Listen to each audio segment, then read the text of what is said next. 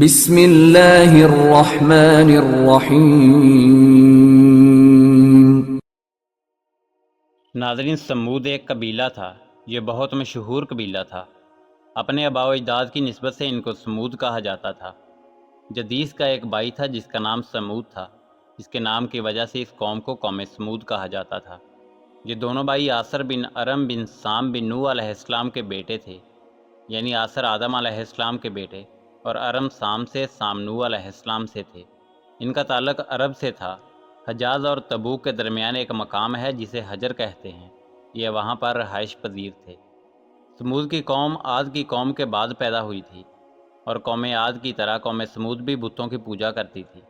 اللہ تعالیٰ نے جس طرح پہلے انبیاء کو اپنی قوم میں بھیجا تاکہ وہ ان کی اصلاح کر سکیں، بالکل اسی طرح حضرت صالح علیہ السلام کو بھی اللہ تعالیٰ نے قوم سمود کی طرف بھیجا تاکہ وہ ان کو سیدھے راستے پر لائیں۔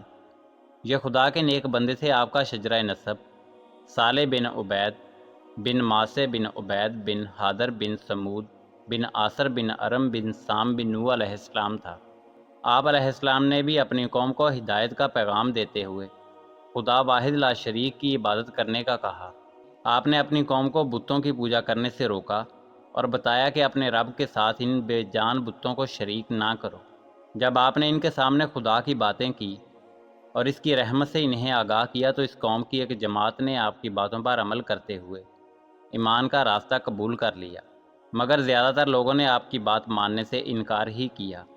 اپنی جاہلانہ سوچ اور غیر مہذب فعل کے باعث ان لوگوں نے مل کر حضرت صالح علیہ السلام کو قتل کرنے کا سوچا، اور آپ نے جس اونٹنی کو معجزے کے طور پر قوم سمود کے سامنے پیش کیا اس کو مار دیا۔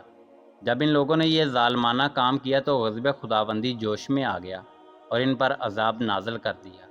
اللہ تعالیٰ نے قرآن کریم میں ارشاد فرمایا، اور قوم سمود کے پاس ہم نے صالح علیہ السلام کو بھیجا۔ انہوں نے اپنی قوم کو خدا کی عبادت کرنے کا حکم دیا کہ وہ لوگ صرف اپنے رب کی عبادت کریں، اس کے سوا تمہارا کوئی رب نہیں ہے۔ تمہارے خدا نے ایک روشن دلیل تمہارے پاس بھیجی ہے اور اس کا تم لوگ فائدہ اٹھاؤ۔ یہ تمہارے رب کی طرف سے نشانی ہے کہ تم لوگ زمین پر اس کا عطا کیا ہوا کھاتے ہو۔